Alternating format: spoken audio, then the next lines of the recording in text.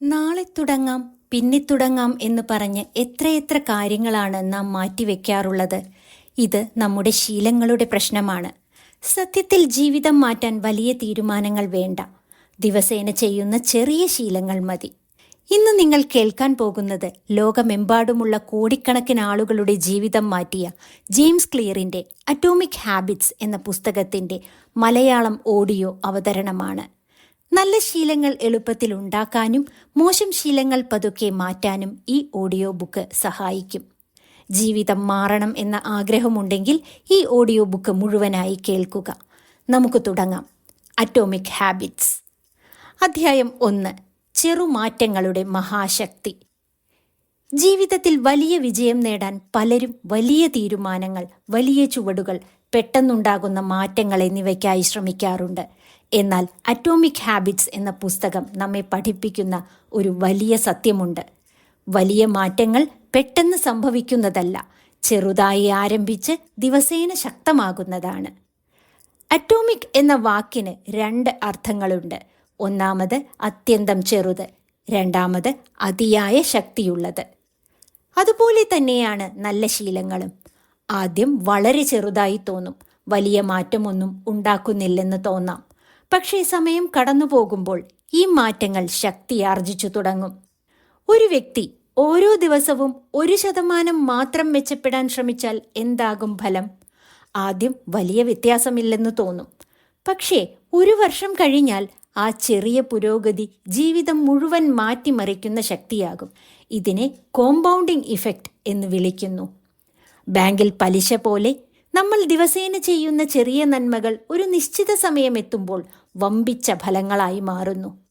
നമ്മളിപ്പോൾ എവിടെയാണെന്നതല്ല, പോകുന്ന ദിശ ഏതാണ് എന്നുള്ളതാണ് പ്രധാനം. ദിശ തെറ്റിയാൽ വേഗത കൊണ്ട് പ്രയോജനമില്ല. വളരെ വേഗത്തിൽ തെറ്റായ വഴിയിലൂടെ പോകുന്നതിനേക്കാൾ ശരിയായ വഴിയിലേക്ക് സാവധാനം നീങ്ങുന്നതാണ് നല്ലത്. മെച്ചപ്പെടാൻ ഒരു പ്രത്യേക ദിവസം തന്നെ ജീവിതം മാറ്റിമറിക്കണമെന്നില്ല. പലരും പല പ്രചോദനങ്ങളുടെയും അടിസ്ഥാനത്തിൽ ജീവിതത്തിൽ മാറ്റങ്ങൾ വരുത്തും, പുതിയ കാര്യങ്ങൾ തുടങ്ങും. പക്ഷേ 2-3 ദിവസത്തിനകം തന്നെ ആ ആവേശം കെട്ടടങ്ങും. ഇതിനു പകരം ചെറുതും സ്ഥിരതയുള്ളതുമായ ശീലങ്ങൾ ഉണ്ടാക്കിയെടുക്കുകയാണ് കൂടുതൽ നല്ലത്. നമുക്ക് ലക്ഷ്യങ്ങൾ പോരാ, സിസ്റ്റങ്ങൾ നിർമ്മിക്കണം. അതായത് ചിട്ടയോടെയുള്ള പദ്ധതികളും സമ്പ്രദായങ്ങളും. ലക്ഷ്യം വിജയം നേടുക എന്നാകാം. പക്ഷേ സിസ്റ്റം എന്നത് ദിവസേന പഠിക്കുക, പരിശീലിക്കുക, വിലയിരുത്തുക എന്നിവയാണ്. ലക്ഷ്യം ഒരിക്കൽ കൈവരിച്ചാൽ അവസാനിക്കും, പക്ഷേ സിസ്റ്റം ജീവിതകാലം മുഴുവൻ തുടരുന്നു. കൂടുതൽ ശ്രദ്ധിക്കേണ്ട മറ്റൊരു കാര്യമുണ്ട്. നമ്മൾ ചെയ്യുന്ന ചെറിയ തെറ്റുകൾ കുറേ കാലം കഴിയുമ്പോൾ വലിയ നാശത്തിലേക്ക് വഴിതെളിക്കും. ചെറിയ അലസത, ദിവസേന സമയം കളയൽ, ശ്രദ്ധക്കുറവ് ഇവയെല്ലാം കൂടിച്ചേർന്ന് ഭാവിയിൽ വലിയ പ്രശ്നങ്ങളായി മാറും. അതുകൊണ്ട് തന്നെ നല്ല ശീലങ്ങൾ പോലെ ചീത്ത ശീലങ്ങളും ചെറിയ രീതിയിൽ ആരംഭിക്കുന്നവയാണ്. നമ്മുടെ ജീവിതം ഒരു ദിവസം കൊണ്ട് മാറില്ല. പക്ഷേ നമ്മൾ ചെയ്യുന്ന ചെറിയ പ്രവൃത്തികൾ നമ്മുടെ ഭാവിയെ ദിവസേന രൂപപ്പെടുത്തിക്കൊണ്ടിരിക്കുന്നു.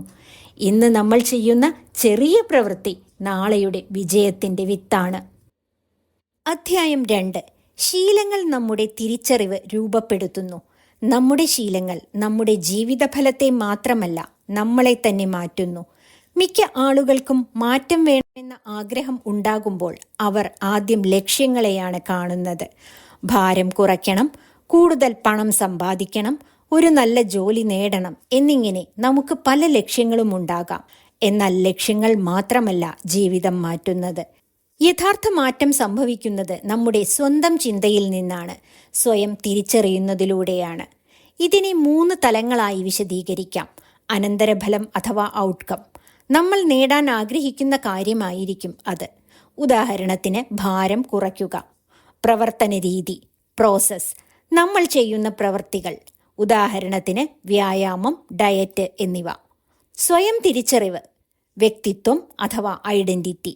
നമ്മൾ നമ്മളെക്കുറിച്ച് വിശ്വസിക്കുന്നത് എന്താണ് എന്നുള്ളതാണ്. ഉദാഹരണത്തിന് ഞാൻ ആരോഗ്യത്തിന് വില കൽപ്പിക്കുന്ന ഒരാളാണ്. ഇവിടെ ഏറ്റവും പ്രധാനപ്പെട്ടത് 3ാമത്തേതാണ്, തിരിച്ചറിവ്. കാരണം നമ്മൾ ആരാണെന്ന് നമ്മൾ വിശ്വസിക്കുന്നുവോ അതനുസരിച്ചാണ് നമ്മുടെ പ്രവൃത്തികൾ ഉണ്ടാകുന്നത്. ഉദാഹരണത്തിന് ഒരാൾ മറ്റേയാൾക്ക് സിഗരറ്റ് വാഗ്ദാനം ചെയ്യുന്നു. മറുപടി ഇപ്പോൾ വേണ്ട എന്നാണ്. അവൻ ഇപ്പോഴും തന്നെ പുകവലിയുള്ള ആളായി കാണുന്നു. മറ്റൊരാളുടെ മറുപടി, ഞാൻ പുകവലിക്കാരനല്ല. അവൻ സ്വയം തനിക്ക് പുകവലി ഇല്ലെന്ന് തിരിച്ചറിയുന്നു. ഇതാണ് യഥാർത്ഥത്തിൽ തിരിച്ചറിവിൻ്റെ ശക്തി. നമ്മൾ ചെയ്യുന്നത് നിയന്ത്രിക്കാൻ ശ്രമിച്ചാൽ മാത്രം പോരാ, നമ്മൾ ആരാണെന്നും ആരാകണമെന്നും സ്വയം തീരുമാനിക്കണം. നമ്മൾ ചെയ്യുന്ന ഓരോ പ്രവൃത്തിയും നമ്മുടെ തിരിച്ചറിവിലേക്ക് ഒരു വോട്ടാണ്. ഇന്ന് നമ്മൾ എഴുതിയെങ്കിൽ ഞാൻ എഴുത്തുകാരനാണ് എന്ന തിരിച്ചറിവിലേക്ക് നമ്മൾ ഒരു വോട്ട് നൽകി. ഇന്ന് നമ്മൾ വ്യായാമം ചെയ്താൽ ഞാൻ ആരോഗ്യമുള്ള ആളാണ് എന്ന തിരിച്ചറിവിലേക്ക് വോട്ട് നൽകി. ഒറ്റ ദിവസം കൊണ്ട് പുതിയ ആളായി മാറേണ്ടതില്ല. പക്ഷേ ദിവസേന ചെറിയ വോട്ടുകൾ ചെയ്തുകൊണ്ടിരുന്നാൽ കാലക്രമേണ നമ്മുടെ തിരിച്ചറിവ് തന്നെ രൂപാന്തരം പ്രാപിക്കും. മുമ്പ് നമ്മൾ ചിന്തിച്ചിരുന്നത് ഇങ്ങനെയാണ്: ലക്ഷ്യം നേടിയാൽ ഞാൻ സന്തോഷിക്കും. എന്നാൽ പുതിയ ചിന്ത ഇങ്ങനെയാകും: ഞാൻ സ്വയം തിരിച്ചറിഞ്ഞ് ജീവിക്കും. നമ്മൾ നേടാൻ ആഗ്രഹിക്കുന്ന ജീവിതം നമ്മൾ ദിവസേന ഉണ്ടാക്കിയെടുക്കുന്ന ചെറിയ ശീലങ്ങളിൽ നിന്നാണ് ഉണ്ടാകുന്നത്. പക്ഷേ ആ ശീലങ്ങൾ നിലനിൽക്കണമെങ്കിൽ അവ നമ്മുടെ സ്വയം തിരിച്ചറിവിൻ്റെ ഭാഗമാകണം. അധ്യായം 3: ശീലങ്ങളുടെ കണ്ണികൾ, ഹാബിറ്റ് ലൂപ്പ്. നമ്മൾ ദിവസേന ചെയ്യുന്ന പല കാര്യങ്ങളും ബോധപൂർവമല്ല, മറിച്ച് നമ്മുടെ മസ്തിഷ്കം സ്വയം നിയന്ത്രിച്ച് നടത്തുന്നതാണ്. ഇതാണ് ശീലങ്ങൾ.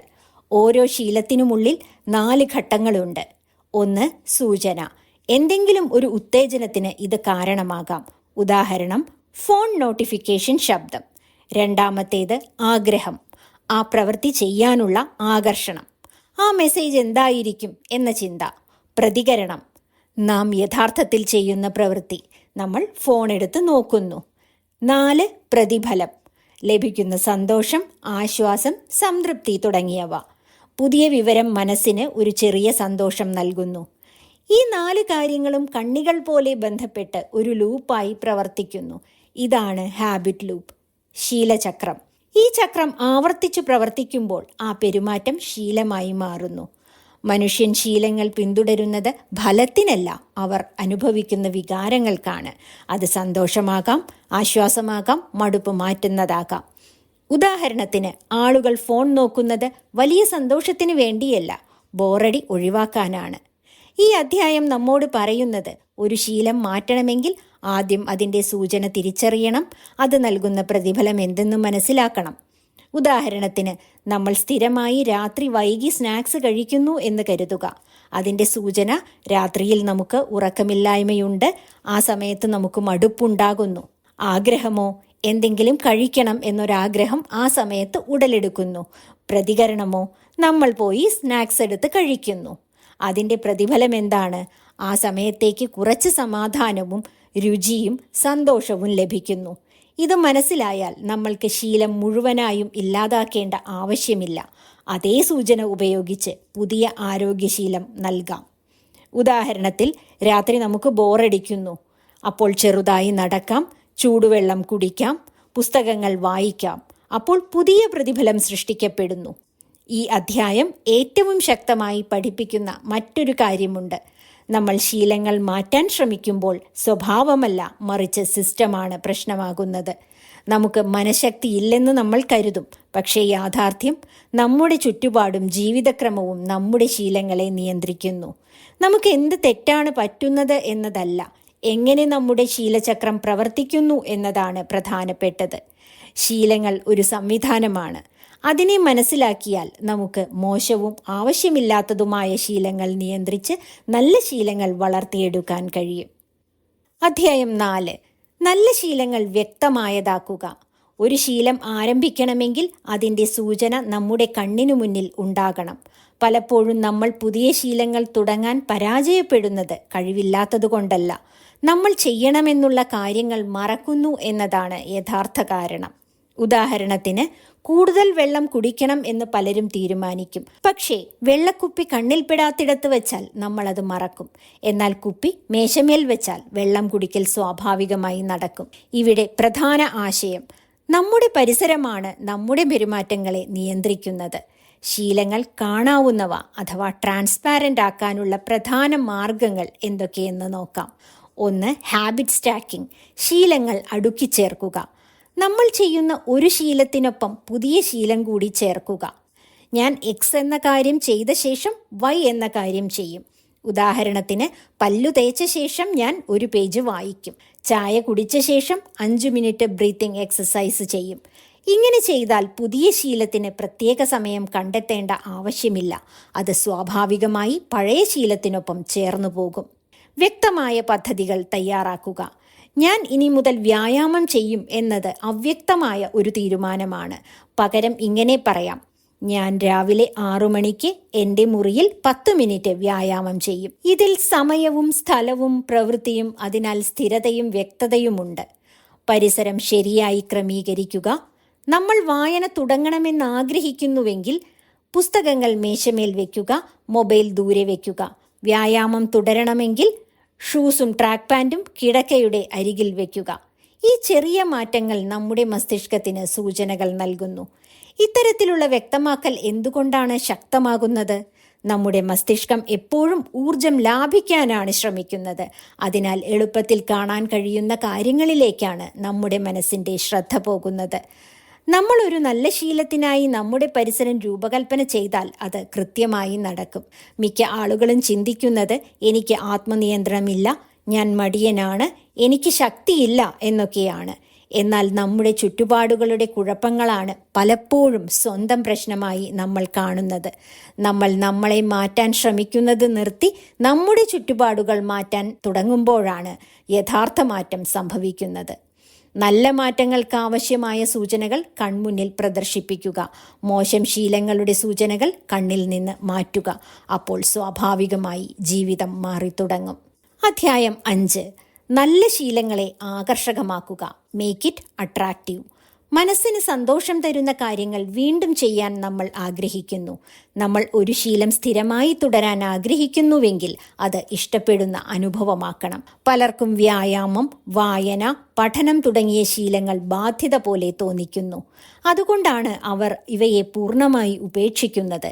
എന്നാൽ നമ്മൾ ശീലങ്ങളെ ആസ്വദിക്കാൻ കഴിയുന്ന ഒരു അനുഭവമാക്കി മാറ്റിയാലോ?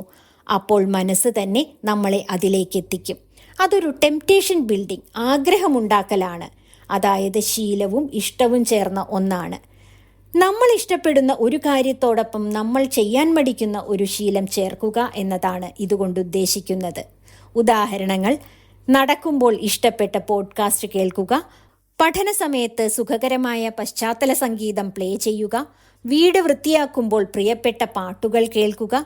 ഇങ്ങനെ ചെയ്താൽ ബുദ്ധിമുട്ടുള്ള ശീലം സുഖകരമായ അനുഭവമായി മാറും. സമൂഹത്തിൻ്റെ ശക്തി, പവർ ഓഫ് സോഷ്യൽ എൻവയൺമെൻറ്റ്. മനുഷ്യൻ സമൂഹ ജീവികളാണ്. നമ്മൾ സ്വാഭാവികമായി നമ്മുടെ ചുറ്റുമുള്ളവരെ പോലെ പെരുമാറാൻ ശ്രമിക്കുന്നു.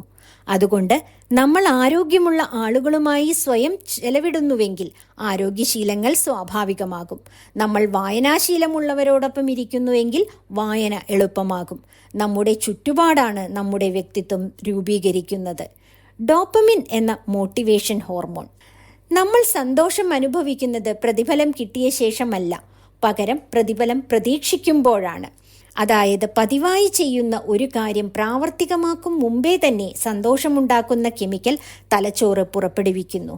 അതുകൊണ്ടാണ് ഇൻസ്റ്റഗ്രാം തുറക്കുന്നതിന് മുമ്പ് തന്നെ ഒരു പ്രത്യേക എക്സൈറ്റ്മെൻറ്റ് ഫീൽ ഉണ്ടാകുന്നത്. അതുകൊണ്ട് തന്നെ നല്ല ശീലങ്ങളെ എക്സൈറ്റിംഗ് ആയി തലച്ചോറിന് തോന്നിക്കുന്ന വിധം ഡിസൈൻ ചെയ്യണം. പ്രതികൂലമായ രീതികളിൽ നിന്നും അനുകൂലമായ രീതികളിലേക്ക് നമ്മുടെ ചിന്തകളെ മാറ്റാം. ശീലങ്ങളെ ഒരു ശിക്ഷയായി കാണരുത്. എനിക്ക് വ്യായാമം ചെയ്യണം എന്നതിനു പകരം എനിക്ക് എൻ്റെ ശരീരത്തെ ശക്തമാക്കാൻ അവസരം ലഭിച്ചിട്ടുണ്ട് എന്ന രീതിയിൽ വേണം ചിന്തിക്കാൻ. എനിക്ക് വായിക്കണം എന്നതിനു പകരം എനിക്ക് ഓരോ ദിവസവും 10 മിനിറ്റ് അറിവ് വർദ്ധിപ്പിക്കാൻ അവസരമുണ്ട് എന്ന് ചിന്തിക്കാം. വാചകത്തിൽ ചെറിയ മാറ്റം മാത്രമാണെന്ന് തോന്നാം, പക്ഷേ മസ്തിഷ്കം ഇതിനെ വ്യത്യസ്തമായി സ്വീകരിക്കുന്നു. നമുക്ക് അടുക്കും ചിട്ടയുമില്ല, അച്ചടക്കമില്ല എന്നൊക്കെ നമ്മൾ കരുതുന്നു. പക്ഷേ നമ്മൾ നമ്മുടെ ശീലങ്ങളെ മടുപ്പിക്കുന്ന രീതിയിലാണ് സെറ്റ് ചെയ്തിട്ടുള്ളത് എന്നതാണ് യാഥാർത്ഥ്യം. നല്ല ശീലങ്ങളെ ആകർഷകമാക്കുക, ആസ്വാദ്യകരമാക്കുക, ആവർത്തിക്കാൻ എളുപ്പമുള്ളതാക്കുക. നല്ല ശീലങ്ങൾ മനസ്സിനും തലച്ചോറിനും ആവശ്യമുള്ള തരത്തിലും ആസ്വാദ്യകരമായും ചെയ്യുക. അപ്പോൾ സ്ഥിരത ഒരു പ്രശ്നമാകില്ല, പകരം ഒരു ആഗ്രഹമാകും എന്ന് സാരം. അധ്യായം 6. നല്ല ശീലങ്ങളെ എളുപ്പമാക്കുക. Make it easy. ഈ അധ്യായം പറയുന്നത് ഒരു സത്യമാണ്. മനുഷ്യർക്ക് എപ്പോഴും ശരിയായ കാര്യം ചെയ്യുന്നതിനു പകരം എളുപ്പമുള്ള കാര്യം ചെയ്യാനാണ് ഇഷ്ടം. നമ്മൾ പലപ്പോഴും കരുതും, എനിക്ക് കൂടുതൽ മനഃശക്തി വേണം. പക്ഷേ യഥാർത്ഥത്തിൽ പ്രശ്നം മനഃശക്തി ഇല്ലാത്തതല്ല, മനസ്സിനകത്തെ അഭിപ്രായ വ്യത്യാസങ്ങളുടെ ഏറ്റുമുട്ടലാണ്. ഒരു ശീലം ബുദ്ധിമുട്ടുള്ളതായാൽ നമ്മുടെ മനസ്സ് അതിൽ നിന്ന് പിന്മാറും. ഒരു ശീലം എളുപ്പമുള്ളതായാൽ അത് സ്വാഭാവികമായി നടക്കും. 2 മിനിറ്റ് നിയമം, 2 മിനിറ്റ് റൂൾ. പുതിയ ശീലം തുടങ്ങുമ്പോൾ അതിനെ തുടക്കത്തിൽ വളരെ ചെറിയ രൂപത്തിലേക്ക് ചുരുക്കുക. ഉദാഹരണത്തിന്, ദിവസവും ഞാൻ 30 മിനിറ്റ് വായിക്കും എന്നതിന് പകരം ഞാൻ 2 മിനിറ്റ് മാത്രം വായിക്കും എന്ന് ആദ്യം ചിന്തിക്കുക. ഞാൻ ദിവസവും 1 മണിക്കൂർ വ്യായാമം ചെയ്യും എന്നതിനു പകരം ഞാൻ ദിവസവും 2 മിനിറ്റ് വ്യായാമം ചെയ്യും എന്ന് തീരുമാനിക്കുക. തീർച്ചയായും വായനയും വ്യായാമവുമെല്ലാം 2 മിനിറ്റിൽ നമ്മൾ നിർത്താൻ സാധ്യതയില്ല. 2 മിനിറ്റ് ലക്ഷ്യമിട്ട് 10 മിനിറ്റ് അക്കാര്യം ചെയ്യാൻ സാധിച്ചാൽ തന്നെ നമ്മുടെ ആത്മവിശ്വാസം കൂടും. ക്രമേണ ആ സമയം കൂട്ടിക്കൂട്ടി കൊണ്ടുവരികയും ചെയ്യാം. ഇതിൻ്റെ ലക്ഷ്യം പ്രവൃത്തി ചെയ്യുക എന്നതിലുപരി ഒരു പ്രവൃത്തി ചെയ്യാൻ തലച്ചോറിനെ പരിശീലിപ്പിക്കുക എന്നുള്ളതാണ്. ഒരിക്കൽ അത് ശീലമായാൽ പലപ്പോഴും നമ്മളത് തുടരും. മനസ്സിലെ വിരുദ്ധാഭിപ്രായങ്ങൾ കുറയ്ക്കുക. Reduce resistance. നമ്മൾ ഒരു പ്രവൃത്തി അല്ലെങ്കിൽ ശീലം ആരംഭിക്കുന്നതിൻ്റെ മുന്നോടിയായി എത്ര കടമ്പകൾ കടക്കണം എന്നതാണ് നമ്മുടെ ഉള്ളിലെ വിരുദ്ധാഭിപ്രായത്തിനും അതുവഴി സംഘർഷത്തിനും പ്രതിരോധത്തിനും കാരണമാകുന്നത്. നല്ല ശീലങ്ങൾ ചെയ്യാൻ എളുപ്പമുള്ളതാക്കുക, മോശം ശീലങ്ങൾ ചെയ്യാൻ ബുദ്ധിമുട്ടാക്കുക. ഉദാഹരണം, വായന എളുപ്പമാക്കാൻ പുസ്തകം മേശമേൽ വയ്ക്കുക, ബുക്ക് മാർക്ക് തയ്യാറാക്കുക. ഫോൺ ഉപയോഗം കുറയ്ക്കാനായി ഫോൺ മറ്റൊരു മുറിയിലേക്ക് മാറ്റിവെക്കുക. സോഷ്യൽ മീഡിയ ആപ്പുകൾക്ക് വേറെ പാസ്വേഡുകൾ വയ്ക്കുക. ഇങ്ങനെയൊക്കെ ചെയ്യാവുന്നതാണ്. Environment design. ചുറ്റുപാടുകൾ തയ്യാറാക്കുക.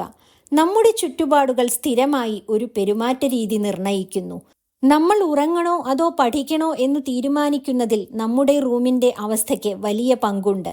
നമ്മൾ സ്ക്രോൾ ചെയ്യണോ അല്ലെങ്കിൽ ഫോക്കസ് ചെയ്യണോ എന്നത് പലപ്പോഴും നമ്മുടെ ഡെസ്കിൻ്റെ രീതിയാണ് തീരുമാനിക്കുന്നത്. അതുകൊണ്ട് തന്നെ അച്ചടക്കത്തേക്കാൾ ശക്തമാണ് സ്വയം രൂപപ്പെടുത്തൽ എന്ന് പറയാം. നിർദ്ദേശവും ശരിയായ പ്രവർത്തനവും തമ്മിലുള്ള വൈരുദ്ധ്യം കുറയ്ക്കുക. നമ്മൾ പലപ്പോഴും ചെയ്യുന്ന ഒരു തെറ്റുണ്ട്.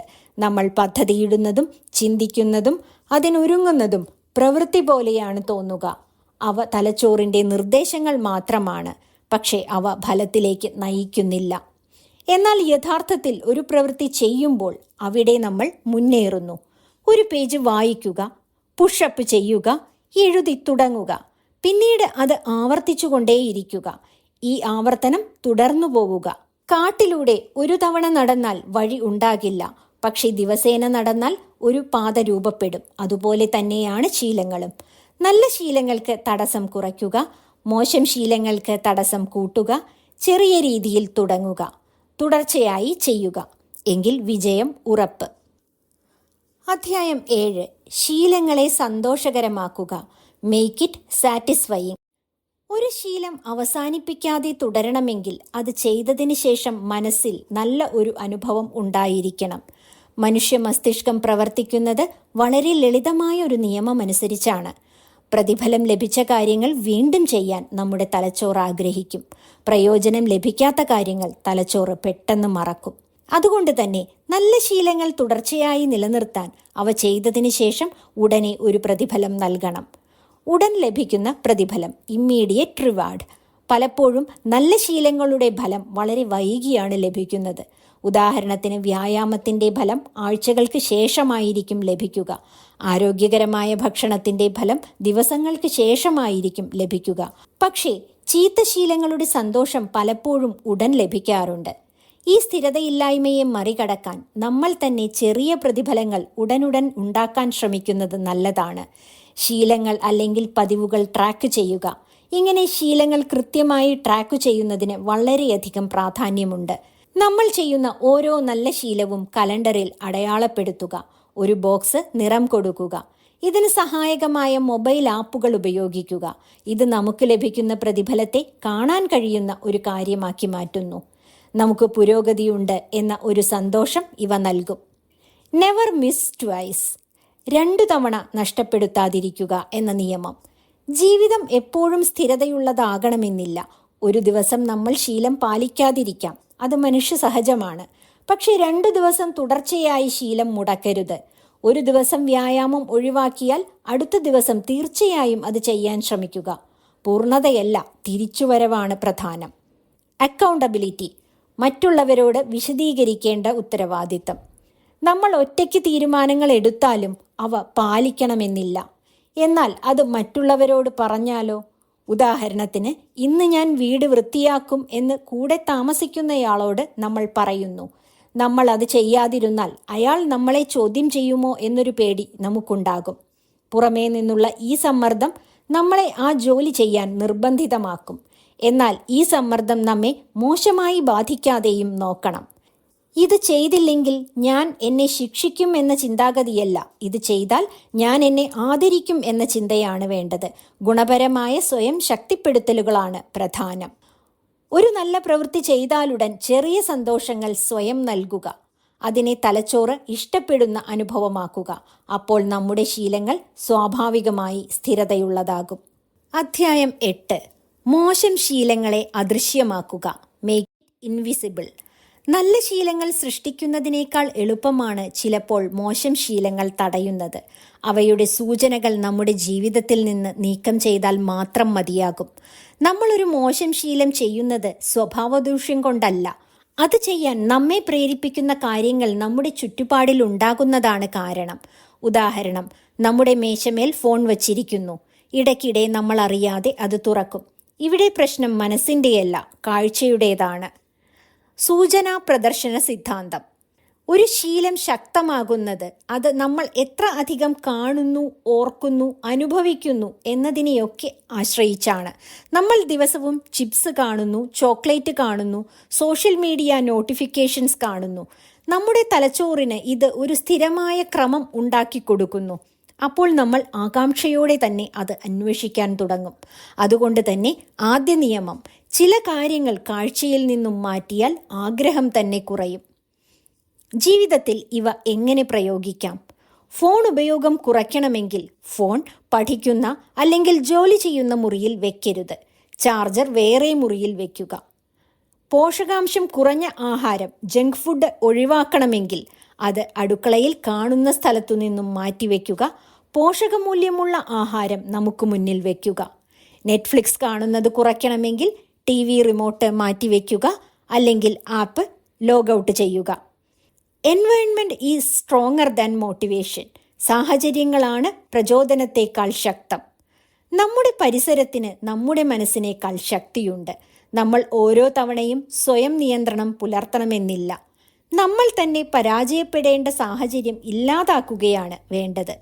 മോശം ശീലങ്ങളിലേക്കുള്ള വഴി നമ്മൾ തന്നെയാണ് അടച്ചത് എന്ന് തോന്നണം. Reset your environment. നമ്മുടെ സാഹചര്യങ്ങൾ പുനഃക്രമീകരിക്കുക.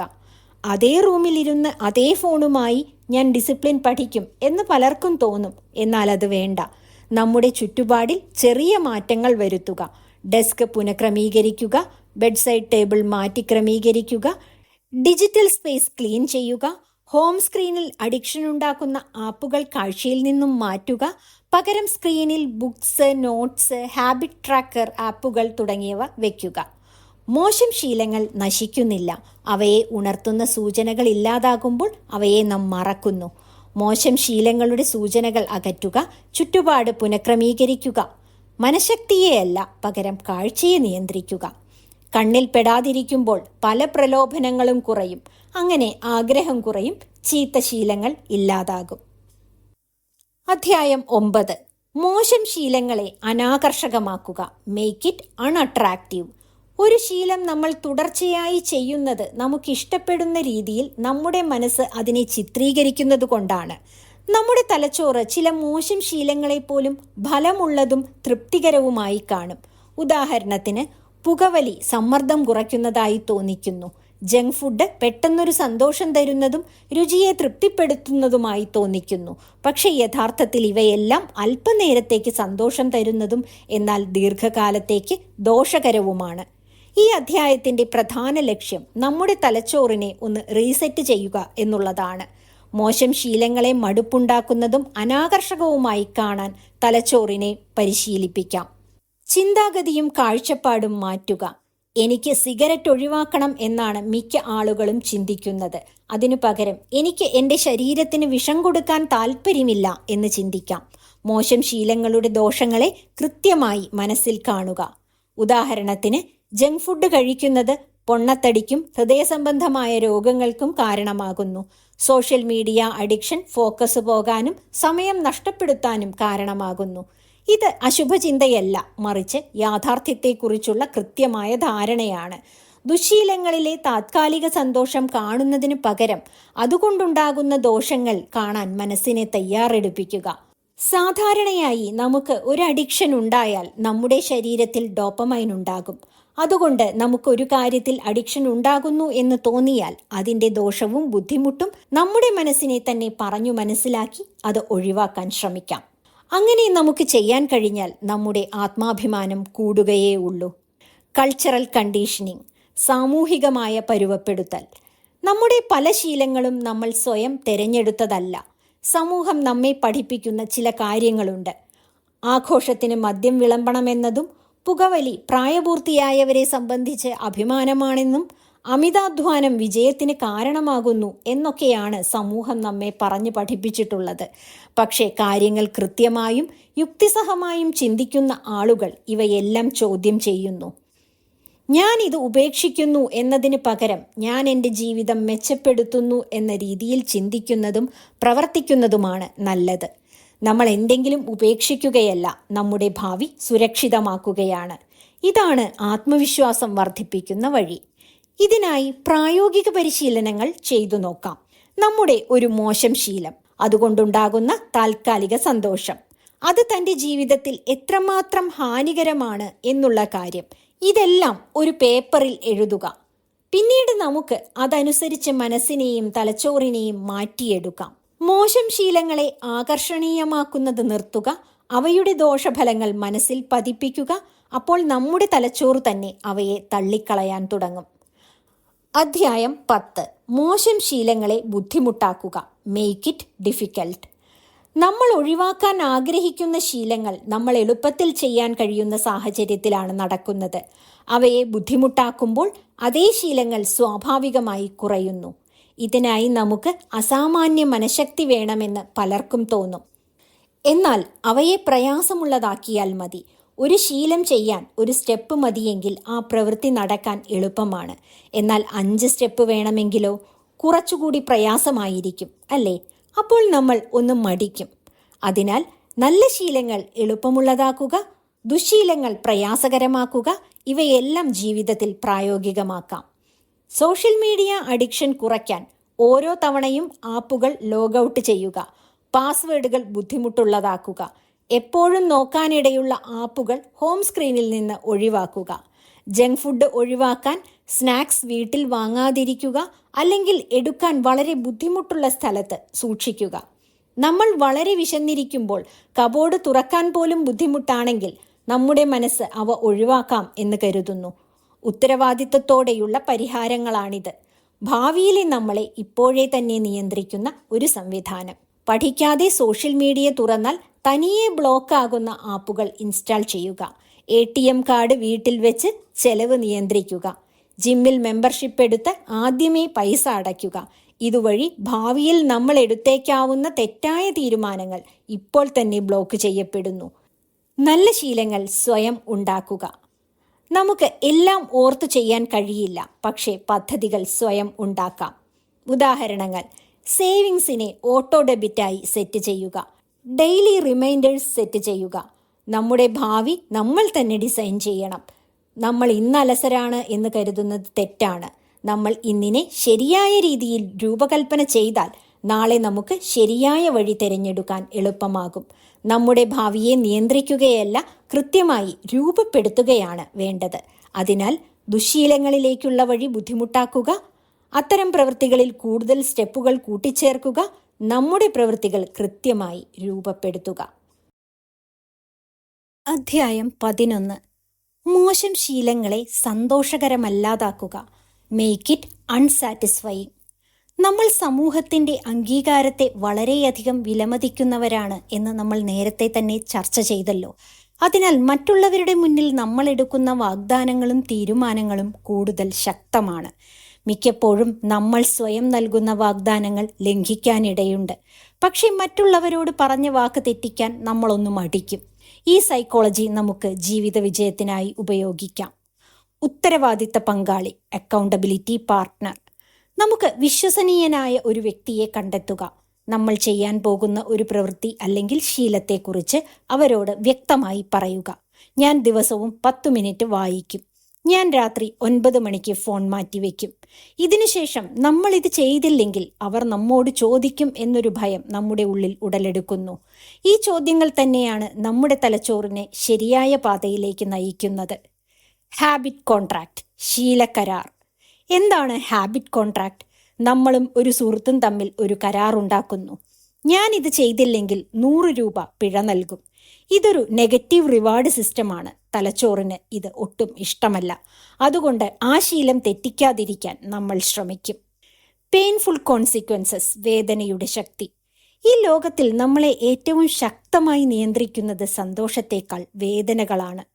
നമ്മൾ സന്തോഷങ്ങൾ നേടാൻ ശ്രമിക്കും, പക്ഷേ അതിലധികം പരിശ്രമിക്കുന്നത് വേദനകളും വിഷമങ്ങളും ഒഴിവാക്കാനാണ്. അതുകൊണ്ട് തന്നെ വേദനകൾ ഒഴിവാക്കാനും സന്തോഷമുണ്ടാക്കാനും വേണ്ട കാര്യങ്ങൾക്കായി പരിശ്രമിക്കാൻ നാം തന്നെ മുൻകൈയെടുക്കുന്നു. Honesty over comfort. യഥാർത്ഥ വളർച്ച ആശ്വാസത്തിൽ നിന്നല്ല ഉണ്ടാകുന്നത്, വിശ്വസ്തതയിൽ നിന്നാണ്. ഒരു സുഹൃത്ത് നമ്മെ ചോദ്യം ചെയ്യുമ്പോൾ നമുക്ക് അവരോട് ഉത്തരം പറയേണ്ട ബാധ്യത ഉണ്ടാകുമ്പോൾ ആ നാണക്കേടാണ് നമ്മളെ ശക്തിപ്പെടുത്തുന്നത്. Cultural pressure as A tool. Cultural pressure as A tool. സമൂഹത്തിൻ്റെ സമ്മർദ്ദം നമുക്ക് ഉപയോഗിക്കാം. സാധാരണ സമൂഹം നൽകുന്ന സമ്മർദ്ദങ്ങൾ നമ്മെ ദുർബലപ്പെടുത്തുകയാണ് പതിവ്. പക്ഷേ നമുക്കതിനെ തന്ത്രപരമായി ഉപയോഗിക്കാം. നമ്മൾ പൊതുവായി എല്ലാവർക്കും മുന്നിൽ ഒരു ലക്ഷ്യം പ്രഖ്യാപിച്ചാൽ, സോഷ്യൽ മീഡിയയിൽ പോസ്റ്റ് ചെയ്താൽ, സുഹൃത്തുക്കളോട് തുറന്നു പറഞ്ഞാൽ നമ്മൾ നമുക്ക് തന്നെ ഒരു തടവറ പണിയുകയാണ്. പക്ഷേ അത് നല്ലതിലേക്കാണ്. Self love, not self punishment. ഇവിടെ ശിക്ഷ എന്നത് നമ്മളോട് തന്നെയുള്ള വിദ്വേഷത്തിനല്ല, സ്വയം സ്നേഹിക്കാനാണ്. ഞാൻ മോശമാണ് എന്ന ചിന്ത മാറി ഞാൻ എൻ്റെ ജീവിതം ഗൗരവമായി എടുത്തിരിക്കുന്നു എന്ന ചിന്തയിലേക്ക് നമ്മൾ മാറുന്നു. ശീലങ്ങൾ മുടക്കിയാൽ സങ്കടവും നിരാശയും ഉണ്ടാകണം. പൊതുസമൂഹത്തോട് ഉത്തരവാദിത്തമുണ്ടാകണം. ജീവിതം കുറച്ചുകൂടി ഗൗരവമുള്ളതായി കാണണം. അധ്യായം 12. കാണാനാകാത്ത പുരോഗതി. നമ്മൾ പലപ്പോഴും കഠിനമായി പരിശ്രമിക്കും, പക്ഷേ ഫലങ്ങൾ കാണില്ല. പലരും ഇവിടെ വെച്ചാണ് നിർത്തുന്നത്. നിരാശരായി പരിശ്രമം ഉപേക്ഷിക്കുന്നു. പക്ഷെ പുരോഗതി നമുക്ക് കാണാൻ പറ്റാത്ത രീതിയിൽ നടക്കുകയായിരിക്കും. ഒരു ഐസ് ക്യൂബിന്റെ ഉദാഹരണം നോക്കാം. ഒരു മുറിയിൽ -5 ഡിഗ്രി സെൽഷ്യസ് തണുപ്പാണ് എന്ന് കരുതുക. നിങ്ങൾ മുറി ചൂടാക്കാൻ തുടങ്ങുന്നു. -4 ഡിഗ്രി സെൽഷ്യസിൽ ഒന്നും സംഭവിക്കുന്നില്ല. -2 ഡിഗ്രി സെൽഷ്യസിൽ ഒന്നും സംഭവിക്കുന്നില്ല. 0 ഡിഗ്രി സെൽഷ്യസിലും ഒന്നും സംഭവിക്കുന്നില്ല. എന്നാൽ +1 ഡിഗ്രി സെൽഷ്യസിൽ ഐസ് ഉരുകാൻ തുടങ്ങുന്നു. അപ്പോൾ ചോദ്യം ഇതാണ്, ഉരുകൽ എപ്പോഴാണ് തുടങ്ങിയത്? പലർക്കും തോന്നും +1 ഡിഗ്രി സെൽഷ്യസ് വന്നപ്പോഴാണ് ഉരുകൽ തുടങ്ങിയതെന്ന്. അത് സത്യവുമാണ്. പക്ഷേ ഉരുകലിനു വേണ്ട മുന്നൊരുക്കങ്ങൾ നേരത്തെ, അതായത് -5 ഡിഗ്രി സെൽഷ്യസ് മുതൽ 0 ഡിഗ്രി സെൽഷ്യസ് വരെ ഉള്ള ആ സമയത്ത് തന്നെ ആരംഭിച്ചിരുന്നു. അതുപോലെ തന്നെയാണ് നമ്മുടെ ശീലങ്ങളും. ഫലം കാണാൻ ചിലപ്പോൾ സമയമെടുക്കും. നിരാശയുടെ താഴ്വര, വാലി ഓഫ് ഡിസപ്പോയിൻമെൻറ്റ്. നമ്മുടെ പ്രതീക്ഷയുടെ ഗ്രാഫ് തുടക്കത്തിൽ താഴേക്ക് പോകുന്നു. കാരണം നമ്മൾ ചെയ്യുന്ന പരിശ്രമത്തേക്കാൾ ഫലം വളരെ കുറവായി തോന്നും. ഇതാണ് ആളുകൾ പരിശ്രമം ഉപേക്ഷിക്കുന്ന ഘട്ടം. പക്ഷേ നയപരമായും കൃത്യതയോടെയും ചിന്തിക്കുന്നവർ ശ്രമം ഉപേക്ഷിക്കില്ല. എൻ്റെ ജീവിതം മാറുന്നില്ല, ഇത്രയും ചെയ്തിട്ടും ഒന്നും ലഭിച്ചില്ല എന്ന തോന്നൽ വന്നേക്കാം. ഈ അധ്യായം പഠിപ്പിക്കുന്ന ഒരു വലിയ സത്യം അതാണ്. നമ്മൾ ഇന്ന് ചെയ്യുന്ന പ്രവൃത്തിയുടെ ഫലം ഉടൻ കാണണമെന്നില്ല. ഇന്നത്തെ നമ്മുടെ പഠനത്തിൻ്റെ ഫലം വർഷങ്ങൾക്കു ശേഷം നമുക്ക് മുന്നിൽ അവസരങ്ങളായി വരുന്നു. ഇന്നത്തെ നമ്മുടെ ആരോഗ്യശീലം മാസങ്ങൾക്കു ശേഷം നമ്മളുടെ ശരീരത്തിൽ മാറ്റങ്ങൾ ഉണ്ടാക്കുന്നു. വിജയം വൈകിയായിരിക്കും, പക്ഷേ അത് ലഭിക്കാതിരിക്കില്ല. നമ്മൾ മാറ്റത്തിൻ്റെ പാതയിലാണെന്ന് ഓർക്കുക. ഇത് വളർച്ചയുടെ സ്വാഭാവിക ഘട്ടമാണ്. ഫലത്തെയല്ല, അതിലേക്കുള്ള വഴിയെയാണ് നമ്മൾ വിശ്വസിക്കുന്നത്. ചെയ്യുന്ന കാര്യങ്ങളിൽ സന്തോഷം കണ്ടെത്തുക. ഉദാഹരണം, ജിമ്മിൽ പോകുന്നതിൽ സന്തോഷം, പഠിക്കുന്നതിൽ സന്തോഷം, ഇവയെല്ലാം ചെയ്യുമ്പോഴുണ്ടാകുന്ന ചെറു പുരോഗതിയിൽ സന്തോഷം. ഇതിൻ്റെ എല്ലാം ഫലം സ്വാഭാവികമായി വരും. താരതമ്യം വളരെ അപകടമാണ്. സോഷ്യൽ മീഡിയയുടെ ഈ കാലത്ത് മറ്റുള്ളവരുടെ ജീവിതം നോക്കി നമ്മൾ നമ്മളെ വിലയിരുത്തും, നിരാശരാകും. നമ്മൾ സൃഷ്ടിച്ച പാതയിൽ നമ്മളായി നടക്കുക. നല്ല കാര്യങ്ങൾ ജീവിതത്തിൽ പകർത്താൻ ശ്രമിക്കാം, എന്നാൽ അത് താരതമ്യമാകരുത്. ഫലങ്ങൾ വൈകിയാണ് വരുന്നത്. അദൃശ്യമായി പുരോഗതി ഉണ്ടാകുന്നുണ്ട്. ശ്രമം ഉപേക്ഷിക്കരുത്. പുരോഗതിയിലേക്കുള്ള പാതയെയും ആ പ്രവർത്തനത്തെയും വിശ്വസിക്കുക. നമ്മൾ കാണാത്ത വളർച്ചയാണ് നമ്മുടെ ഏറ്റവും ശക്തമായ മുന്നേറ്റം. പുരോഗതി നമുക്ക് കാണാൻ പറ്റാത്ത രീതിയിൽ നടക്കുന്നുണ്ടാകും എന്നത് ഉറപ്പാണ്. അധ്യായം 13. Goldilocks rule. ശരിയായ വെല്ലുവിളിയുടെ ശക്തി. സ്ഥിരത നഷ്ടപ്പെടുന്നതിൻ്റെ പ്രധാന കാരണം എന്തായിരിക്കും? താങ്ങാനാവാത്ത ബുദ്ധിമുട്ടോ വളരെ എളുപ്പമോ ആയാൽ ഒരു ശീലം നമ്മൾ തുടരില്ല. മനസ്സ് പ്രവർത്തിക്കാൻ താല്പര്യം കാണിക്കുന്നത് സുഖകരമായ വെല്ലുവിളി ഉള്ള സാഹചര്യത്തിലാണ്. ഇതിനെയാണ് ഗോൾഡിലോക്സ് റൂൾ എന്ന് വിളിക്കുന്നത്. ഒരു കാര്യം വളരെ എളുപ്പമാണെങ്കിൽ മടുക്കും, മനസ്സകലും, സ്ഥിരതയില്ലാതെയാകും. ഉദാഹരണത്തിന്, ഒരു പുസ്തകത്തിൽ പുതിയ ആശയങ്ങളോ അറിവുകളോ ഇല്ലെങ്കിൽ നമ്മൾ വായന ഉപേക്ഷിക്കും. അതേസമയം ഒരു കാര്യം വളരെ കഠിനമാണെങ്കിൽ ഇതെങ്ങനെ ചെയ്യുമെന്ന ഭയമുണ്ടാകും, പ്രതിരോധമുണ്ടാകും. ആരംഭിക്കാതിരിക്കാൻ മനസ്സ് കാരണങ്ങളുണ്ടാക്കും. ഉദാഹരണത്തിന്, വായന തുടങ്ങുന്ന ആദ്യ ദിവസം തന്നെ 2 മണിക്കൂർ വായിക്കണമെന്ന് ശഠിച്ചാൽ അത് നടക്കണമെന്നില്ല. ഫ്ലോ സ്റ്റേറ്റ് എന്ന മനസ്സിൻ്റെ അവസ്ഥയാണ് ഗോൾഡിലോക്സ് സോണിൽ നമുക്ക് കിട്ടുന്ന വലിയ സമ്മാനം. ഫ്ലോ സ്റ്റേറ്റ് എന്ന് പറയുന്നത് നമ്മൾ സ്വയം മറന്ന് ശ്രദ്ധ പൂർണ്ണമായി ഒരു കാര്യത്തിൽ കേന്ദ്രീകരിക്കുന്ന അവസ്ഥയാണ്.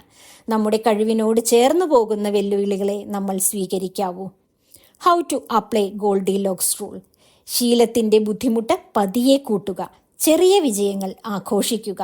സൗകര്യങ്ങളിൽ നിന്ന് പതുക്കെ മാത്രം പുറത്തേക്ക് വരിക. ഉദാഹരണത്തിന്, വ്യായാമം തുടങ്ങുമ്പോൾ ആദ്യ ആഴ്ചയിൽ 5 പുഷപ്പുകളും, രണ്ടാമത്തെ ആഴ്ചയിൽ 7 പുഷപ്പുകളും, മൂന്നാമത്തെ ആഴ്ചയിൽ 10 പുഷപ്പുകളും എന്നീ രീതിയിൽ കൂട്ടിക്കൊണ്ടുവരിക. ഇത് മനസ്സിനെ ആവേശഭരിതവും വെല്ലുവിളികൾ നിറഞ്ഞതുമാക്കും. പക്ഷേ തകർക്കില്ല. നമുക്ക് മടുപ്പുണ്ടാക്കുന്ന ആ ഘട്ടം തന്നെയാണ് നമ്മുടെ വളർച്ചയുടെ ഘട്ടമെന്ന വലിയ സത്യമാണ് ഇതിൽ പറയുന്നത്. വിജയികളും നിശ്ചയദാർഢ്യമുള്ളവരുമായ ആളുകൾ എത്ര മടുപ്പുളവാക്കുന്ന കാര്യങ്ങളിൽ പോലും സ്ഥിരത നിലനിർത്തുന്നവരാണ്. പ്രോത്സാഹനവും ഉത്സാഹവും ആകർഷണവും എല്ലാം നഷ്ടപ്പെട്ടാലും സമർത്ഥരായവർ അത് തുടരുക തന്നെ ചെയ്യും.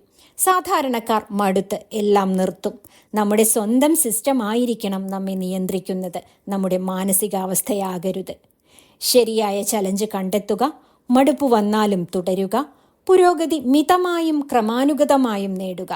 സ്ഥിരതയുള്ള വിജയികൾ ചെറിയ കാലയളവിലുള്ള വിജയങ്ങളെയല്ല ഫോക്കസ് ചെയ്യേണ്ടത്, മറിച്ച് ദീർഘകാല വിജയങ്ങളിലാണ്. അധ്യായം 14. പ്രചോദനം പ്രവൃത്തിയിൽ നിന്നാണ് വരുന്നത്. Motivation follows action. സാധാരണ എല്ലാവരും പ്രചോദനം വരാനായി കാത്തിരിക്കും, എന്നിട്ട് മാത്രം പ്രവർത്തിക്കാമെന്ന് കരുതും. എന്നാൽ ശരിയായ രീതി അതല്ല. ആദ്യം പ്രവർത്തിക്കുക, പിന്നെ പ്രചോദനം സ്വാഭാവികമായി വരും. ഒരു കാർ നിൽക്കുന്ന നിലയിൽ നിന്ന് ഓട്ടം ആരംഭിക്കാൻ കൂടുതൽ ഊർജം വേണം. ഒരു പ്രാവശ്യം ചലിച്ചു തുടങ്ങിയാൽ അത് തുടരാൻ താരതമ്യേന കുറച്ച് ഊർജം മാത്രം മതി. അതുപോലെ തന്നെയാണ് നമ്മുടെ മനസ്സും. ഏറ്റവും കഠിനമായ ഘട്ടം നമ്മൾ ഉദ്ദേശിക്കുന്ന പ്രവൃത്തി അല്ലെങ്കിൽ ശീലം ആരംഭിക്കുക എന്നതാണ്. ഇപ്പോഴുള്ള നിലയിൽ നിന്ന് അതിൻ്റെ ആക്കം കൂട്ടുകയാണ് അടുത്ത ഘട്ടം. നമ്മൾ ഒരു പതിവ് തുടങ്ങുമ്പോൾ ചില ഒരുക്കങ്ങൾ നടത്താറുണ്ട്. ഉദാഹരണത്തിന്, എഴുതുന്നതിനു മുൻപ് ഡെസ്ക് വൃത്തിയാക്കുക, പഠിക്കുന്നതിനു മുൻപ് ഡീപ് ബ്രീത്ത് എടുക്കുക, ജിമ്മിൽ പോകുന്നതിനു മുമ്പ് ഷൂസ് ധരിക്കുക. ഈ ഒരുക്കങ്ങൾ തലച്ചോറിന് ഒരു സിഗ്നൽ കൊടുക്കും. ഞാനിപ്പോൾ വർക്ക് മോഡിലാണ്, കർമ്മനിരതനാണ്. ഡ്യൂറേഷനേക്കാൾ ഫ്രീക്വൻസിക്കാണ് പ്രാധാന്യം. കൂടുതൽ സമയം ചെയ്യുന്നതിനേക്കാൾ ആവർത്തിച്ച് ചെയ്യുന്നതിനാണ് പ്രാധാന്യം. നമ്മൾ കൂടുതൽ സമയം ചെലവഴിക്കണം എന്ന് കരുതും. സമയത്തേക്കാൾ പ്രധാനമാണ് ആവർത്തനം. 1 മണിക്കൂർ നടക്കും എന്നതിനേക്കാൾ ആ സമയം കൊണ്ട് എത്ര കിലോമീറ്റർ മുന്നേറാൻ കഴിയും എന്നതിന് പ്രാധാന്യം കൊടുക്കാം. ദിവസവും 10 മിനിറ്റ് ചെയ്യുകയാണ് 2 മണിക്കൂർ വാരാന്ത്യത്തിൽ ചെയ്യുന്നതിനേക്കാൾ നല്ലത്. സ്ഥിരതയ്ക്കാണ് പ്രാധാന്യം. Motivation versus action. സൂചനകളും പ്രവൃത്തിയും. പലരും ആസൂത്രണം, ഗവേഷണം, വീഡിയോ കാണൽ എന്നിവയെല്ലാം മുന്നേറ്റമായി കണക്കാക്കുന്നു. പക്ഷേ ഇതെല്ലാം സൂചനകൾ മാത്രമാണ്. പ്രവൃത്തിയാണ് ശീലങ്ങൾ ഉണ്ടാക്കുന്നത്. ഉദാഹരണത്തിന്, വായനയെക്കുറിച്ച് ഒരു വീഡിയോ കാണുന്നത് ഒരു സൂചന മാത്രമാണ്. പക്ഷേ ഒരു പേജ് വായിക്കുന്നത് ആക്ഷനാണ്. Do something rule. ചെയ്യാൻ കഴിയാത്ത ദിനങ്ങളിൽ പോലും എന്തെങ്കിലും ചെയ്യുക. ഒന്നും ചെയ്യാത്ത ദിനങ്ങൾ ഒഴിവാക്കുക.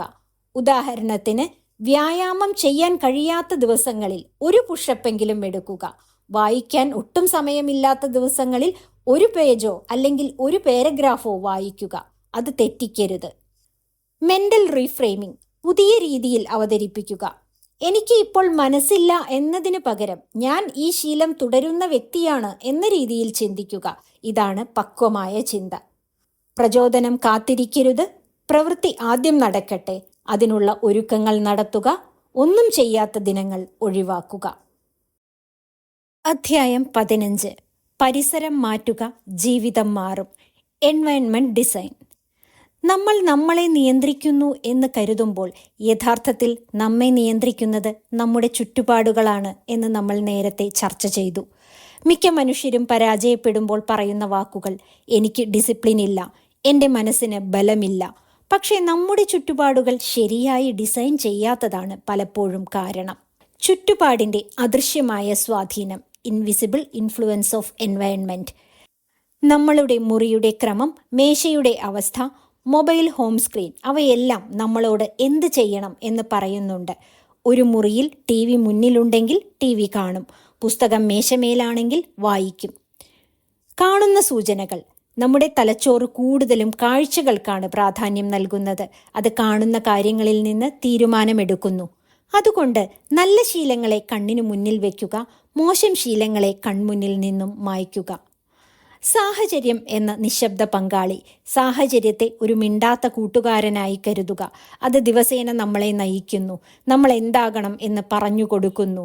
നമ്മൾ സാഹചര്യങ്ങളെ നന്നായി രൂപപ്പെടുത്തിയാൽ ശീലങ്ങൾ പാലിക്കുക എന്നത് ബുദ്ധിമുട്ടല്ല, അത് നമ്മുടെ സ്വഭാവം തന്നെ ആയിത്തീരും. One space one purpose rule.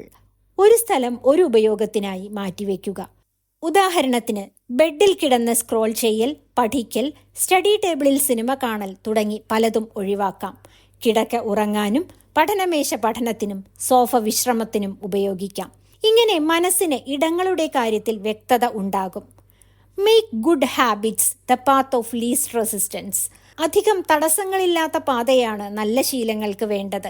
മനുഷ്യ മസ്തിഷ്കം മടിയുള്ളതാണ്, അതിന് ഊർജം ചെലവഴിക്കാതിരിക്കാനാണ് ഇഷ്ടം എന്നും നമ്മൾ നേരത്തെ ചർച്ച ചെയ്തു. ഏതാണ് എളുപ്പവഴി എന്നാണ് അത് ചോദിക്കുക.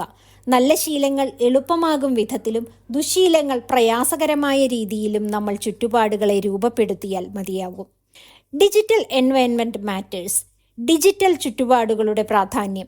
ഇന്നത്തെ ലോകത്തിൽ നമ്മുടെ പരിസരം ഫിസിക്കൽ അഥവാ ഭൗതികം മാത്രമല്ലല്ലോ. ഫോൺ, ലാപ്ടോപ്പ്, ആപ്പുകൾ, നോട്ടിഫിക്കേഷനുകൾ ഇവ നിലനിൽക്കുന്ന പരിസരവും നമ്മൾ ശ്രദ്ധിക്കണം. നമ്മുടെ ഹോം സ്ക്രീനിൽ എന്ത് കാണുന്നുവോ അത് തന്നെ നമുക്ക് പ്രേരണയാണ്. ആസക്തിക്ക് കാരണമാകുന്നതും നമ്മുടെ ഏകാഗ്രത നശിപ്പിക്കുന്നതുമായ ആപ്പുകളുടെ ഷോർട്ട്കട്ടുകൾ ഒഴിവാക്കുക. പകരം നല്ല ശീലങ്ങൾക്കും ലക്ഷ്യങ്ങൾക്കും വായനയ്ക്കുമൊക്കെ പ്രാധാന്യം നൽകുന്ന ആപ്പുകൾ ഉൾപ്പെടുത്തുക. അതുകൊണ്ട് സാഹചര്യങ്ങൾ അനുകൂലമായാൽ ജീവിതം നേർവഴിക്കാകും. നമ്മുടെ പരിസരവും സാഹചര്യങ്ങളും നമ്മെ രൂപപ്പെടുത്തുന്നു. ദുശ്ശീലങ്ങളിലേക്കുള്ള സൂചനകൾ കൺമുന്നിൽ നിന്നും മാറ്റുക. ഒരു സ്ഥലം ഒരു കാര്യത്തിനായി മാത്രം ഉപയോഗിക്കുക. ഡിജിറ്റൽ സ്പേസ് കൂടി ഇതുപോലെ രൂപപ്പെടുത്തുക. അധ്യായം 16. തിരിച്ചറിവിലൂടെ ഉണ്ടാകുന്ന ശീലങ്ങൾ, ഐഡന്റിറ്റി ബേസ്ഡ് ഹാബിറ്റ്സ്. നമ്മൾ എന്തു ചെയ്യുന്നു എന്നതിലുപരി നമ്മൾ ആരായി മാറുന്നു എന്നതാണ് യഥാർത്ഥ വിജയം. മിക്ക ആളുകളും ശീലങ്ങളെ ടാസ്കായി കാണുന്നു. പക്ഷെ ഈ അധ്യായം പഠിപ്പിക്കുന്നത് ശീലങ്ങൾ നമ്മുടെ വ്യക്തിത്വത്തെ രൂപീകരിക്കുന്നു. നമ്മൾ എന്താണോ ചെയ്യുന്നത് അതാണ് നമ്മൾ. നമ്മൾ ദിവസേന ചെയ്യുന്ന ചെറിയ പ്രവർത്തനങ്ങൾ നമ്മുടെ ഭാവി സ്വഭാവത്തിൻ്റെ തെളിവുകളാണ്. ഉദാഹരണത്തിന്, ദിവസേന 10 മിനിറ്റ് നമ്മൾ വായിച്ചാൽ നമ്മളെ വായനാശീലമുള്ള വ്യക്തിയായി തലച്ചോറ് രേഖപ്പെടുത്തും. നമ്മൾ ദിവസേന വ്യായാമം ചെയ്താൽ നമ്മൾ ആരോഗ്യമുള്ള ആളാണ് എന്ന വ്യക്തിത്വം വളരും. ഇത് മായാജാലമൊന്നുമല്ല, ഇതൊരു മനഃശാസ്ത്രമാണ്. മാറ്റത്തിൻ്റെ ശരിയായ ദിശ. ഫലം മാത്രം നോക്കുക. എനിക്ക് ഭാരം കുറയ്ക്കണം. ഡയറ്റ് ചെയ്യുക എന്നതാണ് അതിൻ്റെ പ്രോസസ്സ്. ഇവിടെ ശക്തമായത് നമ്മുടെ വ്യക്തിത്വമാണ്. ഞാൻ ആരോഗ്യത്തിന് പ്രാധാന്യം നൽകുന്ന വ്യക്തിയാണ് എന്നതാണ് ഇവിടുത്തെ നമ്മുടെ ഐഡന്റിറ്റി. ഐഡന്റിറ്റി മാറിയാൽ പ്രോസസ്സ് സ്വാഭാവികമായി വരും. Votes for your new self. നിങ്ങളുടെ പുതിയ സ്വഭാവത്തിന് വോട്ടുകൾ രേഖപ്പെടുത്താം. ഇതും നമ്മൾ നേരത്തെ ചർച്ച ചെയ്തതാണ്. നമ്മൾ ചെയ്യുന്ന ഓരോ നല്ല ശീലവും നമ്മുടെ പുതിയ സ്വഭാവത്തിന് ഒരു വോട്ടാണ്. ഒറ്റ വോട്ട് കൊണ്ട് ഇലക്ഷൻ ജയിക്കില്ല. പക്ഷേ 100 വോട്ടുകൾ ലഭിച്ചാലോ? അതുപോലെ തന്നെയാണ് വ്യക്തിത്വമാറ്റം. ഒരിക്കൽ തെറ്റിയാൽ നമ്മൾ പഴയ ആളാവും. പക്ഷേ തുടർച്ചയായി ശരിയായ വോട്ടുകൾ കൊടുത്താലോ? നമ്മൾ സ്വയം മാറും. നമ്മുടെ പ്രവർത്തനങ്ങളെയാണ് തലച്ചോറ് വിശ്വസിക്കുന്നത്. ഇല്ലാത്ത കാര്യങ്ങളിലും നാട്യങ്ങളിലും അതിന് വിശ്വാസമില്ല. പ്രൈഡ് ഇൻ പ്രോസസ്, പ്രവൃത്തിയിലുള്ള അഭിമാനം. റിസൾട്ട് നേടുന്നതിൽ മാത്രമല്ല അഭിമാനം വേണ്ടത്, പ്രോസസ് തുടരുന്നതിലും അഭിമാനം വേണം. ഐഡന്റിറ്റി ഷേപ്സ് ബിഹേവിയർ, വ്യക്തിത്വമാണ് സ്വഭാവം രൂപീകരിക്കുന്നത്. പലർക്കും തോന്നും ഞാൻ ലേസിയാണ്, എനിക്കിതൊന്നും പറ്റില്ല. അതല്ല സത്യം. നമ്മൾ നമ്മളോട് തന്നെ പറഞ്ഞ ഒരു കള്ളമാണത്. പുതിയ ഒരു കഥ എഴുതുക. ഞാൻ വളരാൻ ശ്രമിക്കുന്ന വ്യക്തിയാണ്, ഞാൻ ഡിസിപ്ലിൻ പഠിക്കുന്ന വ്യക്തിയാണ്, ഡിസിപ്ലിൻഡ് ആകാൻ ആഗ്രഹിക്കുന്നു. പിന്നെ നമ്മുടെ ശീലങ്ങൾ ഈ കഥയുമായി മാച്ച് ചെയ്യാൻ തുടങ്ങും. ശീലങ്ങൾ വ്യക്തിത്വം രൂപീകരിക്കുന്നു. ചെറിയ പ്രവർത്തനങ്ങളാണ് ഭാവിയിലുള്ള നമ്മളെ രൂപപ്പെടുത്തുന്നത്. നമ്മൾ എന്താണ് എന്ന ചോദ്യം സ്വയം ചോദിക്കേണ്ടതുണ്ട്. സ്വയം തെളിവുകൾ നൽകിക്കൊണ്ട് വ്യക്തിത്വം രൂപീകരിക്കണം. നമ്മുടെ ശീലങ്ങൾ മാറ്റിയാൽ നമ്മുടെ ജീവിതമല്ല മാറുന്നത്, നമ്മൾ തന്നെയാണ്. അധ്യായം 17. സ്വയം പരിശോധനയും അവലോകനവും. Review and reflect. ശീലങ്ങൾ ഉണ്ടാക്കുക മാത്രമല്ല, അവയെ നിരന്തരം വിലയിരുത്തുകയും തിരുത്തുകയും ചെയ്യുന്നതാണ് യഥാർത്ഥ വളർച്ച. പലരും ശീലങ്ങൾ തുടങ്ങും, പക്ഷേ അത് നേർവഴിക്കാണോ നമ്മെ നയിക്കുന്നത് എന്ന് ആരും ചിന്തിക്കില്ല. പരിശോധനയുടെ ശക്തി. നമ്മൾ ദിവസേന തിരക്കിലാണ്, പലതും ചെയ്തുകൊണ്ടിരിക്കുന്നു, ഓടിക്കൊണ്ടിരിക്കുന്നു. പക്ഷേ ആരും ചെയ്യുന്ന കാര്യങ്ങളെക്കുറിച്ച് ആഴത്തിൽ ചിന്തിക്കാറില്ല. സ്വയം പരിശോധിച്ചാൽ നമുക്ക് നമ്മുടെ തെറ്റുകൾ മനസ്സിലാക്കാൻ കഴിയും. നമ്മുടെ ശക്തികൾ ബോധ്യമാകും. തിരക്കിട്ട് ഒരുപാട് പ്രവൃത്തികൾ ചെയ്യുമ്പോഴല്ല, കാര്യക്ഷമമായി ചെയ്യുമ്പോഴാണ് വിജയം നേടാനാകുന്നത് എന്ന് നമുക്ക് മനസ്സിലാകും. അന്ധമായ ആവർത്തനത്തിൻ്റെ അപകടം. ഒരേ കാര്യം ദിവസങ്ങളോളം ആവർത്തിക്കുന്നത് വളർച്ചയല്ല, അതിൽ നിന്നും പഠിച്ച് മെച്ചപ്പെടുന്നതാണ് വളർച്ച. ഞാനിത് ചെയ്യുന്നുണ്ടോ എന്ന ചോദ്യം മാത്രം പോരാ. ഞാനിത് ശരിയായി ചെയ്യുന്നുണ്ടോ? ഇത് കൃത്യമായി പ്രവർത്തിക്കുന്നുണ്ടോ? ഇതിൽ പുരോഗതിയുണ്ടോ എന്നെല്ലാം സ്വയം ചോദിക്കണം. ആഴ്ച തോറുമുള്ള അവലോകനം. ആഴ്ചയിൽ ഒരിക്കൽ സ്വയം ചോദിക്കുക, ഈ ആഴ്ച നമ്മൾ എന്തെല്ലാം കൃത്യമായി ചെയ്തു? എന്തൊക്കെ എനിക്ക് ചെയ്യാൻ കഴിഞ്ഞില്ല? എന്തൊക്കെ മാറ്റങ്ങൾ വരുത്തേണ്ടതുണ്ട്? ഇത് സ്വയം വിമർശനമല്ല, സ്വയം മെച്ചപ്പെടുത്തലാണ്. വ്യക്തിത്വം എന്ന കുരുക്ക്. നമ്മൾ ഒരിക്കൽ ഒരു വ്യക്തിത്വം സ്വീകരിച്ചാൽ നമ്മൾ അതിൽ കുരുങ്ങിപ്പോകും. ഞാനൊരു ടോപ്പറാണ് എന്ന തോന്നൽ എനിക്ക് വന്നാൽ പിന്നീട് ഞാൻ മറ്റൊരാളോട് സഹായം ചോദിക്കാൻ മടിക്കുന്നു. ഞാൻ ഡിസിപ്ലിൻഡ് ആണ് എന്ന് തോന്നിയാൽ പിന്നീട് മാറ്റമുള്ള സാഹചര്യങ്ങൾ സ്വീകരിക്കാൻ മടി കാണിക്കുന്നു. ഇത്തരം ഐഡന്റിറ്റി ഒരു തടവറയാകരുത്, അത് ഒരു പ്ലാറ്റ്ഫോം ആകണം. യഥാർത്ഥ വളർച്ചയ്ക്ക് വേണ്ടത് വിനയം, തുറന്ന മനസ്സ്, എനിക്കിനിയും പഠിക്കാനുണ്ട് എന്ന ആറ്റിറ്റ്യൂഡൊക്കെയാണ്. ഉന്നതരും വിജയികളുമായ വ്യക്തികൾ ബിഗിനേഴ്സാണ്, പക്ഷേ അവർ കൂടുതൽ നല്ല ലേണേഴ്സാണ്.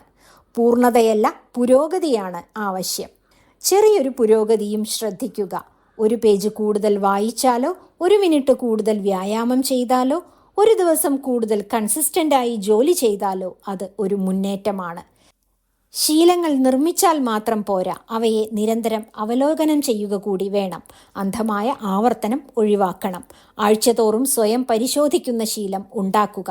ഒരു പ്രത്യേക വ്യക്തിത്വത്തിൽ കുരുങ്ങിപ്പോയാൽ സ്വയം മുന്നേറാനുള്ള സാധ്യത കുറവാണ്. അധ്യായം 18. ജീവിതകാലം നിലനിൽക്കുന്ന ശീലങ്ങൾ. യഥാർത്ഥ വിജയം ഒറ്റ ദിവസം കൊണ്ട് നേടുന്ന ഒന്നല്ല, അത് ജീവിതകാലം നീണ്ടു നിൽക്കുന്ന ഒരു പ്രക്രിയയാണ്. പലരും ലക്ഷ്യങ്ങൾ നിശ്ചയിക്കുന്നു. ഈ വർഷം ശരീരം ഫിറ്റാക്കണം, ഈ മാസം പഠനം തീർക്കണം. എന്നാൽ ഒരു ലക്ഷ്യം കൈവരിച്ചാൽ അവിടെ നമുക്ക് യാത്ര അവസാനിപ്പിക്കാൻ തോന്നും. ലക്ഷ്യത്തിലെത്തിയാലും ശീലങ്ങൾ അവസാനിപ്പിക്കരുത് എന്ന കാര്യമാണ് മനസ്സിൽ ഓർക്കേണ്ടത്. ലക്ഷ്യങ്ങളും സിസ്റ്റങ്ങളും. വലിയ വ്യത്യാസം ഇവിടെ വ്യക്തമാക്കുന്നു. ഇവിടെ ലക്ഷ്യം എനിക്ക് 10 കിലോ കുറയ്ക്കണം എന്നതാണ്. എന്നാൽ സിസ്റ്റം എന്താണ്? ഞാൻ ദിവസേന ആരോഗ്യകരമായി ഭക്ഷിക്കും എന്നതാണ്. ലക്ഷ്യങ്ങൾ ഒരു നിമിഷത്തേക്കാണ്, എന്നാൽ സിസ്റ്റം നമ്മുടെ ഒരു ലൈഫ് സ്റ്റൈലാണ്, ജീവിത രീതി. നമ്മൾ ലക്ഷ്യത്തിലെത്തിയാൽ ഒരു സിസ്റ്റം ഇല്ലെങ്കിൽ വീണ്ടും പഴയ അവസ്ഥയിലേക്ക് പോകാൻ ഇടയുണ്ട്. നമ്മൾ എത്ര നേടിയാലും മെച്ചപ്പെടാനുള്ള അവസരങ്ങൾ എന്നും ഉണ്ടാകും. അതാണ് ജീവിതത്തിലെ യഥാർത്ഥ ഗെയിം. പലരും ജീവിതത്തെ പെർഫോമൻസ് ആയി കാണുന്നു. ഞാൻ പെർഫെക്റ്റ് ആയിരിക്കണം, എനിക്ക് പിഴവ് പാടില്ല എന്നൊക്കെയാണ് എല്ലാവരും ചിന്തിക്കുന്നത്. എന്നാൽ ജീവിതം ഒരു പ്രാക്ടീസാണ്. നമ്മൾ പഠിക്കുന്ന ആളുകളാണ്. എല്ലാ ദിവസവും അല്പം മെച്ചപ്പെടുന്നുണ്ട്. ഇതൊക്കെയാണ് നമ്മുടെ വ്യക്തിത്വത്തെ തീരുമാനിക്കുന്നതും മെച്ചപ്പെടുത്തുന്നതും. ഒരു ഐഡന്റിറ്റി ബിൽഡ് ചെയ്യുന്നത് എളുപ്പമല്ല, പക്ഷെ അതിലും ബുദ്ധിമുട്ടുള്ളത് അതിനെ നിലനിർത്തുക എന്നതാണ്. നമ്മൾ ഒരു ഹെൽത്തി പേഴ്സൺ ആയി മാറിയാൽ മാത്രം പോരാ, അത് നിലനിർത്തുകയും വേണം. വ്യക്തിത്വം അവകാശപ്പെട്ടാൽ മാത്രം പോരാ, അത് നിലനിർത്തുകയും വേണം. നമ്മൾ എവിടെ എത്തി എന്നതിൽ മാത്രം സന്തോഷിക്കരുത്, നമ്മൾ എങ്ങനെ മുന്നേറി എന്നതിലും സന്തോഷിക്കണം. ദിവസവുമുള്ള പ്രയത്നവും അച്ചടക്കവും സത്യസന്ധതയുമാണ് ആവശ്യം. മാറ്റത്തിന്റെ യഥാർത്ഥ രഹസ്യം: ചെറുശീലങ്ങൾ, സ്ഥിരത, ചിട്ടയോടെയുള്ള ക്രമീകരണം, വ്യക്തിത്വമാറ്റം, ഇവയാണ് നമ്മുടെ ജീവിതം മാറ്റുന്നത്.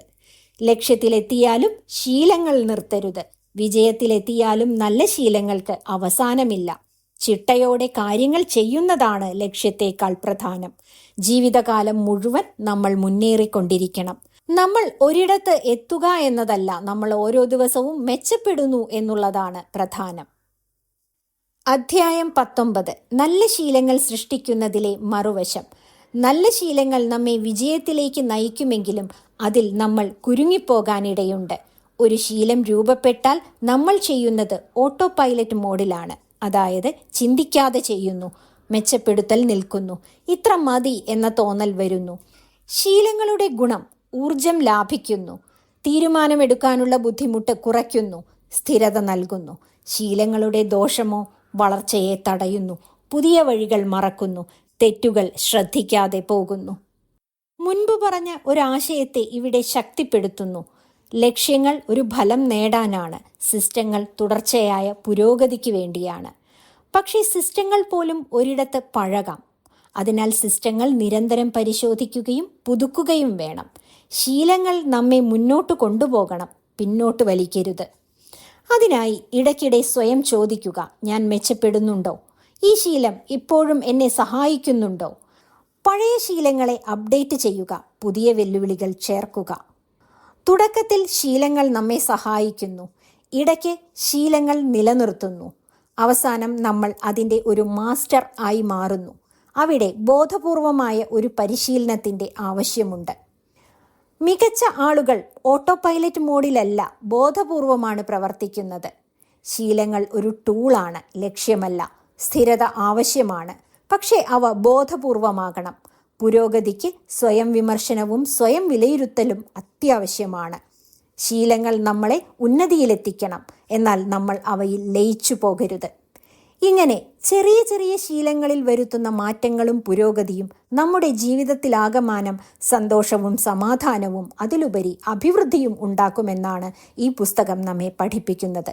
പുസ്തകം വായിക്കുന്നതിലല്ല, അതിലെ ആശയങ്ങൾ പ്രാവർത്തികമാക്കുന്നതിലാണ് യഥാർത്ഥ പുരോഗതി സംഭവിക്കുന്നത് എന്ന കാര്യം കൂടി നമ്മൾ ഓർക്കേണ്ടതുണ്ട്. ഇതുപോലുള്ള വീഡിയോകൾക്കായി എല്ലാവരും ചാനൽ സബ്സ്ക്രൈബ് ചെയ്യുമല്ലോ. നന്ദി.